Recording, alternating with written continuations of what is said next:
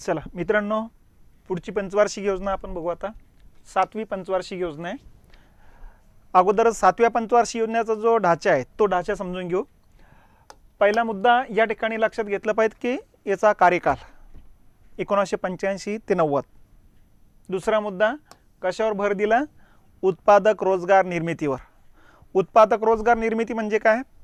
तर आपण अशा गोष्टीवर खर्च करायचे की ज्यातून सरकारला उत्पन्न परत मिळेल. तर अशा क्षेत्र म्हणजे उत्पादक. उदाहरणार्थ धरण बांधणे. धरण बांधण्यासाठी जो काही सरकारकडून खर्च झाला, सरकारला तो उत्पन्न परत कितीतरी पटीने मिळत चालतं बघा. पण सरकारनं कर्ज फेडण्यासाठी या ठिकाणी खर्च केला, सरकारनं अनुदान देण्यासाठी खर्च केला, तर त्यातून काही परत रक्कम मिळणार नाही. संरक्षणासाठी खर्च केला, त्यातून परत रक्कम काही मिळणार नाही बघा. पण ज्याच्यावर खर्च केला त्यातून सरकारला परत उत्पन्न मिळत असेल तर त्याला म्हणायचं उत्पादक खर्च. तर या पंचवार्षिक योजनेचं मुख्य भर कशावर होता? उत्पादक रोजगार निर्मितीवरती. म्हणजे ज्याच्यावर खर्च केल्यानंतर त्यातून परत सरकारला उत्पन्न मिळेल अशा क्षेत्रावर भर द्यायचं ठरवलेलं आहे. प्रतिमान होतं ब्रह्मानंद आणि वकील, हे दोन अर्थतज्ञ, आणि यांनी जे प्रतिमान मांडलं त्याला म्हणायचं मजुरी वस्तू प्रतिमान. म्हणजे नेमके काय? मजूर लोक ज्या वस्तू वापरतात त्या वस्तूच्या निर्मितीवर भर देणे, त्याला म्हणायचं मजुरी वस्तू प्रतिमान. या पाठीमागच्या घटना काय होत्या? ते 1985ला राजीव गांधीनं या ठिकाणी आर्थिक सुधारणांना सुरुवात केली होती. थोडक्यात देशाला भांडवलशाहीकडे घेऊन जायचं होतं. आणि भांडवलशाही अर्थव्यवस्था देशामध्ये लागू ज्यावेळेस होईल तर त्यावेळेस भांडवलशाही अर्थव्यवस्थेमध्ये दोन मुद्दे या ठिकाणी थोडे संकट येण्याची शक्यता आहे. दोन प्रकारचे, एक तेजी आणि एक मंदी. आणि या तेजी मंदीपासून वाचायचं असेल तर साहजिकच आपण अशाच वस्तू निर्माण केल्या पाहिजे ज्या वस्तू सामान्य लोक वापरतात, मजूर लोक वापरतात. लक्षात, त्याच वस्तू निर्माण केल्या की निदान मग या ठिकाणी तेजी मंदीसारखे धोके या ठिकाणी येण्याची शक्यता नाही. आणि म्हणून मग ब्रह्मानंद आणि वकील यांनी सांगितलेलं मजुरी वस्तू प्रतिमान या ठिकाणी त्याने ॲक्सेप्ट केलं, स्वीकारलेले. त्याच्यानंतर आर्थिक उद्दिष्ट जे ठेवलेली आहेत ते लक्षात घ्या. या ठिकाणी 5% आर्थिक उद्दिष्ट ठेवली होती या पंचवार्षिक योजनेचं, प्रत्यक्षात साध्य झालं 6%. ठीक आहे. आणि या पंचवार्षिक योजनेत आता घोषवाक्य देण्यात आलेले. घोषवाक्य देण्यात आलेली ही दुसरी पंचवार्षिक योजना. या अगोदर 4थी पंचवार्षिक योजना होती, तिच्यामध्ये घोषवाक्य दिलं होतं स्थैर्यासह आर्थिक विकास. आता ही दुसरी पंचवार्षिक योजना आहे, याच्यात घोषवाक्य दिलं होतं अन्न काम उत्पादकता. म्हणजे अन्नधान्याची उत्पादनात वाढ करायची, काम म्हणजे रोजगार निर्मिती करायची, आणि उत्पादकता म्हणजे हेक्टरी उत्पादनामध्ये वाढ करायची. कारण आता उत्पादनात वाढ करायची, अन्नधान्य उत्पादन वाढवायचं म्हणजे या ठिकाणी शेतीखाली आणखीन जमीन आणायच्या असं नाही. कारण जेवढी जमीन शेतीखाली आता ते पुरेशी, सगळीच झाडी तोडून टाकण्यात काही अर्थ नाही आता. त्यामुळे जी शेती आहे त्याच्यातूनच आता उत्पादकता वाढवायची. म्हणजे 10 क्विंटल होता असेल हेक्टरी उत्पादन, तर आता 20 क्विंटल करण्याचा प्रयत्न करणे, तर त्याला म्हणायचं उत्पादकतेत वाढ करणे. तर हे घोषवाक्य या पंचवार्षिक योजनेचे बघा. 12 पंचवार्षिक योजनेपैकी 5 पंचवार्षिक योजनांना घोषवाक्य आहे. त्यातली पहिली 4थी पंचवार्षिक योजना आहे ज्यामध्ये स्थैर्यासह आर्थिक विकासाचं घोषवाक्य देण्यात आलं होतं. दुसरी ही 7वी आहे, अन्न काम उत्पादकता, हे घोषवाक्य देण्यात आलेले आहे. तिसरी आहे ती 9वी, सामाजिक न्याय व समानतेसह आर्थिक विकास, हे घोषवाक्य देण्यात आलेले आहे. 4थी आहे 10वी, वेगवान व सर्वसमावेशक विकासाकडे वाटचाल, अशा प्रकारचं घोषवाक्य आहे. आणि नंतर आहे 12वी, जलद, शाश्वत व अधिक वेगवान विकासाकडे वाटचाल, अशा प्रकारचं ते घोषवाक्य आहे. तर अशा या 5 पंचवार्षिक योजना आहे की ज्यामध्ये घोषवाक्य हे देण्यात आलं होतं. त्यापैकी ही दुसऱ्या क्रमांकाची येते. ठीक आहे. आणि या पंचवार्षिक योजनेचा जो खर्च आहे हा खर्च 3,48,150 कोटी रुपयाचा आहे. तर इतका प्रचंड खर्च या पंचवार्षिक योजनेमध्ये करण्यात आलेला आहे. तर अशा प्रकारची ही पंचवार्षिक योजना आहे. आता या पंचवार्षिक योजनेचं वैशिष्ट्य काय? तर दीर्घकाळाचा विचार केलेली पहिली पंचवार्षिक योजना ही आहे. दीर्घकाळाचा विचार म्हणजे पुढच्या 15 वर्षाचा विचार मांडलेला आहे. 1985 ते जवळपास 2000 या 15 वर्षाचा विचार करूनच या ठिकाणी प्लॅन तयार करण्यात आलेला आहे. म्हणून दीर्घकाळाचा विचार करून तयार केलेली पंचवार्षिक योजना 7वी पंचवार्षिक योजना. त्याच्यानंतर दीर्घकाळाचा विचार करून तयार केलेली दुसरी पंचवार्षिक योजना 9वी आहे, ज्यामध्ये 97 ते 2012चा विचार या ठिकाणी करण्यात आला होता. तर अशी या 2 दीर्घकाळाचा विचार केलेल्या पंचवार्षिक योजना लक्षात घ्यायच्या. ठीक आहे. तर ही पंचवार्षिक योजना तयार करताना राजीव गांधींनी तयार केलेली. राजीव गांधी आणि त्यांचे मित्र सॅम पेत्रोदा, जी ओरिसाचे होते, अमेरिकन नागरिकत्व घेतलेले, उद्योगपती आहेत, परंतु देशासाठी काहीतरी केलं पाहिजेत म्हणून वर्षातून 1 महिना देशासाठी देत असतात. ते कोणताही पगार न घेता त्यांनीच या ठिकाणी मग ज्या काही नवीन टेक्नॉलॉजी आहे त्या टेक्नॉलॉजी देशामध्ये आणण्याचं काम केलं. राजीव गांधीने तिची अंमलबजावणी केली. राजीव गांधी नंतर मग पी व्ही नरसिंहरावनं पण अंमलबजावणी केली. नंतर मग H D Deve Gowda, Atal Bihari Vajpayee, I K Gujral या सगळ्यांनी त्यांच्या धोरणाची अंमलबजावणी केलेली. म्हणजे मनमोहन सिंगपर्यंत 2014पर्यंत ह्या व्यक्तीनं देशासाठी काम केलं आणि ह्या व्यक्तीनंच मग दूरसंचार वगैरे सगळं जाळं भारतात आणण्याचं काम केलेलं आहे बघा.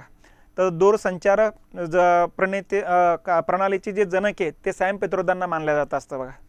तर अशा पद्धतीनं सॅम पित्रोदा आणि राजीव गांधी या दोघांनी एकत्रित येऊन तयार केलेला हा प्लॅन होता आणि यांनी 15 वर्षाचा विचार केला, म्हणजे 21व्या शतकाचा विचार केलेला आहे पुढच्या.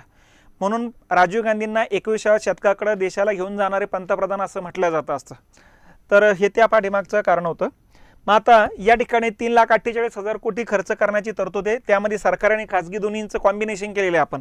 ठीक आहे. मग आता या पंचवार्षिक योजनेमध्ये कुठले कुठले कार्यक्रम हातात घेतलेले आता ते लक्षात घेऊ. यामध्ये पहिला कार्यक्रम आहे 1985चा इंदिरा आवास योजना सुरू करण्यात आलेली आहे. ठीक आहे. देशभरातील गरिबांना मोफत घर बांधून देणारा कार्यक्रम, ही योजना आज पण चालू आहे, हे लक्षात घेतलं पाहिजेत.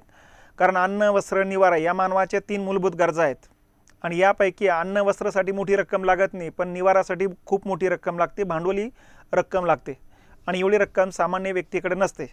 पण घर तर पाहिजेत, कारण मूलभूत गरजांमध्ये ती एक गरज आहे. म्हणून मग गरिबांना मोफत घर बांधून देण्यासाठी इंदिरा गांधींच्या नावानं हा एक कार्यक्रम सुरू केला. कारण 31 ऑक्टोबर 1984ला इंदिरा गांधींची हत्या झालेली, त्यामुळं नंतर राजीव गांधींनी त्यांच्या नावानं हा कार्यक्रम सुरू केलेला आहे. हा कार्यक्रम 85 ते 89 या कालखंडामध्ये स्वतंत्र कार्यक्रम होता. 89 ते 96पर्यंत जवाहर रोजगार योजनेचा भाग होता आणि 96 नंतर परत स्वतंत्र करण्यात आला आहे. 85 ते 89पर्यंत ग्रामीण भागासाठी, शहरी भागासाठी, दोन्ही भागासाठी होतं. 96ला ज्यावेळेस अलग करण्यात आला त्यावेळेस तो फक्त ग्रामीण भागासाठी ठेवला, शहरी भागाचं बंद करून टाकलं.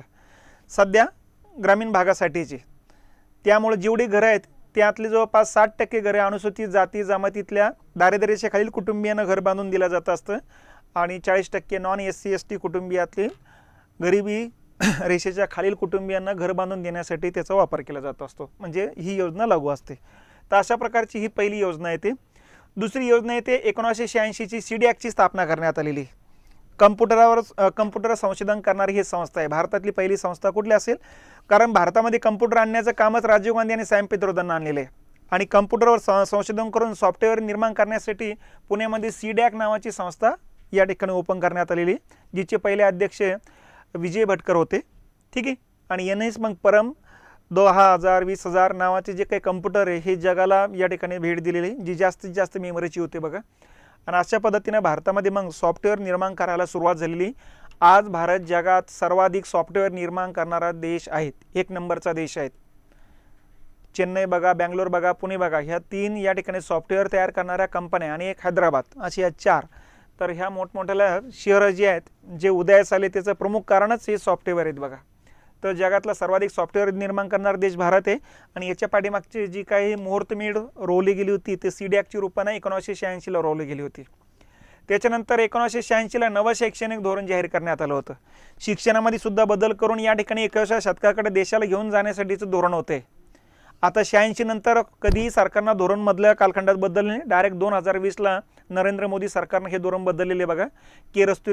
कस्तुरीरंगन यांच्या नेतृत्वाखालच्या कमिटीनं तयार केलेला रिपोर्ट, त्याला राष्ट्रीय शैक्षणिक धोरण म्हणतो आपण, 2020ला लागू केलेले.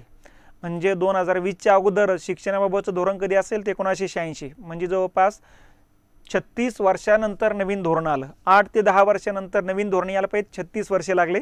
कारण 89 पासून ते 2014 पर्यंत या ठिकाणी कुठल्या प्रकारचं स्थिर सरकार नव्हतं, आघाड्याचं सरकार होतं आणि आघाड्याचं सरकार किती दिवस टिकेल याची गॅरंटी नव्हती. अटल बिहारी वाजपेयी यांचं सरकार तर एक सरकार तर त्यांचं 13 दिवस टिकलेले आणि दुसऱ्यांदा आले त्यावेळेस 13 महिने टिकलेत ते. मग तर थोडक्यात काय, एक दीड वर्ष या ठिकाणी सरकारचा कालावधी होता. त्यामुळे शिक्षणामध्ये मुळातून बदल करावे अशा प्रकारचे विचार कोणाच्या मनात शिवला पण नव्हता. तर या ठिकाणी नवं शैक्षणिक धोरण म्हणून आपण कम्प्युटर शिक्षणाची शिफारस केली होती. 10 गाभाभूत घटक या ठिकाणी देशभरात समान असावेत याची शिफारस केली होती. पर्यावरणाच्या शिक्षणाची शिफारस केली होती.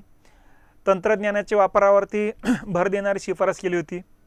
स्त्री पुरुष समानतेचं शिक्षण देण्याची शिफारस केली होती बघा. आणि शिक्षणाचं सार्वत्रिकीकरण करण्याची शिफारस केली होती. तर अशासाठी हे नवं शैक्षणिक धोरण या ठिकाणी महत्त्वपूर्ण मानले जाते. त्याच्यानंतर 87ला 20 कलमी कार्यक्रम सुरू करण्यात आला. आपण या अगोदर बघितलेले इंदिरा गांधींनी सुद्धा 20 कलमी नावाचा कार्यक्रम सुरू केला होता 1975ला. त्याच्यानंतर राजीव गांधींनी 87ला सुरू केलेलं आहे. पण इंदिरा गांधींचं 20 कलमी वेगळ्या क्षेत्रावर भर देणारा होता, ते दारिद्र्यरेषेखालील कुटुंबियांसाठी होता. हा सुधारित 20 कलमी कार्यक्रम आता इतर क्षेत्रात या ठिकाणची कमजोरी ती दुरुस्त करण्यासाठीचा कार्यक्रम होता. तर हा एक मुद्दा लक्षात ठेवा. त्याच्यानंतर 1988ला खडूफळा योजना सुरू करण्यात आलेली. यालाच म्हणायचं ऑपरेशन ब्लॅकबोर्ड. म्हणजे थोडक्यात काय, देशभरामध्ये शिक्षणाच्या पायाभूत सुविधा निर्माण करण्यासाठीचा कार्यक्रम. भौतिक पायाभूत सुविधा म्हणजे काय, एक शिक्षिकी असेल शाळा असेल तर दुई शिक्षिकी शाळा करणे, एकच खोली असेल तर दुसरी खोली बांधून देणे. तर अशासाठीचा कार्यक्रम याला म्हणायचं खडूफळा योजना. तर 88ची ही योजना सुरू करण्यात आलेली आहे. त्याच्यानंतर 88लाच साक्षरता मिशन नावाचा कार्यक्रम हाती घेण्यात आलेला आहे. ठीक आहे. साक्षरता मिशनचा उद्देश हाच आहे की 2000पर्यंत प्राथमिक शिक्षणाचं सार्वत्रिकीकरण करणे. हा त्या पाठीमागचा उद्देश आहे बघा. कारण प्राथमिक शिक्षणाचं सार्वत्रिकीकरण केलं की नंतर मग या ठिकाणी साक्षर असलेला समाज देशाचं उत्पन्न, स्वतःचं वैयक्तिक उत्पन्न वाढवण्याचं काम केलं शकतो. म्हणून साक्षरता मिशन नावाचा कार्यक्रम हातात घेण्यात आला. पण 2000पर्यंत आपलं काही प्राथमिक शिक्षणाचं सार्वत्रिकीकरण झालंच नाही. म्हणून 2001ला सरकारनं 86वी घटना दुरुस्ती केली आणि कलम 45मध्ये जी तरतूद होती, कुठली, 6 ते 14 वर्षे वयाच्या मुलांना निःशुल्क आणि सक्तीचे शिक्षण असावं, ही तरतूद मार्गदर्शक तत्वातून काढली आणि 21 मध्ये टाकलेली आहे, मूलभूत हक्कात टाकली. कारण मूलभूत हक्काला कायदेशीर संरक्षण देण्यात आलेले. मग काय, मूलभूत हक्कात टाकल्यानंतर मग न्यायालय त्या ठिकाणी पुनरावलोकन करण्याचा अधिकार दिला. न्यायालय त्या ठिकाणी आदेश देऊ शकते की याची अंमलबजावणी करा. त्या अगोदर सरकारनं मग प्राथमिक शिक्षणाच्या सार्वत्रिकीकरणासाठी 2001ला सर्व शिक्षा अभियान नावाचा मोठा कार्यक्रम हातात घेतलेला आहे. आणि त्यानंतर 2009ला RTE right to education act नावाचा कायदा केलेला आहे आणि तो 1 एप्रिल 2009ला लागू केलेला आहे. तर अशा पद्धतीनं याच धोरणाचं ते फलित मानलं जात असतं. तर हा एक कार्यक्रम त्या ठिकाणी लक्षात घेतला पाहिजे. त्याच्यानंतर 89ला या ठिकाणी जवाहर रोजगार योजना आणि 10 लक्ष विहिरी योजना सुरू करण्यात आलेली आहे. हे बघा, 1889 या ठिकाणी पंडित जवाहरलाल नेहरू यांचा जन्मदिवस, या जन्मवर्ष 1889 आणि बरोबर 1989ला 100 वर्षे पूर्ण होत होती. बरोबर आहे. आणि 100 वर्षे पूर्ण होत असल्यामुळं त्यांच्या नावानं या ठिकाणी मग पुढं 2 कार्यक्रम सुरू केले आहेत. 89ला एक, 90ला एक. 89ला जो सुरू केला तो ग्रामीण भागासाठी होता आणि 90ला जो सुरू केला तो शहरी भागासाठी होता. मग 89चा जो काय आहे ग्रामीण भागासाठी, त्यामध्ये या ठिकाणी ग्रामीण भागात रोजगार निर्माण करून देणे, फळ उत्पादनात गती देण्याचं काम करणे, फलोत्पादन वाढवणे देशाचं, त्यासाठीची योजना होती बघा 89ची. आणि पुढे 89लाच 10 लक्ष विहिरी कार्यक्रम सुरू करण्यात आलेला आहे. ठीक आहे. म्हणजे मिलेनियम वेल प्रोग्राम, MWP म्हणतो आपण त्याला. म्हणजे दरवर्षी 10 लाख विहिरी खोदणे आणि जिथं पावसावरती आधारित जमीन होती तिथं हिवाळ्यात पण पिकं घेतले जाणे. कारण अन्नधान्याच्या उत्पादनात वाढ करायची होती, हेक्टरी उत्पादकता वाढवायची होती आपल्याला. म्हणून या ठिकाणी सिंचनाच्या सुविधा निर्माण करण्यासाठी 10 लक्ष विहिरी योजना कार्यक्रम सुरू करण्यात आलेला आहे. देशभरात दरवर्षी 10 लाख म्हणता 10 वर्षामध्ये या ठिकाणी 1 कोटी विहिरी होतील आणि त्यामुळं अन्नधान्याच्या उत्पादनात वाढ करता येईल. हा कार्यक्रम आज पण लागू आहे.